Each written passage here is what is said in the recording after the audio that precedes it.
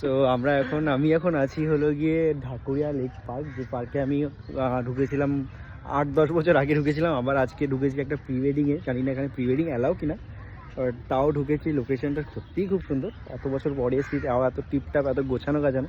আজকে আমার সাথে সঞ্জয় আছে। সঞ্জয় কই? সঞ্জয় সঞ্জয় আছে আজকে। সঞ্জয় আমাকে অ্যাসিস্ট করছে।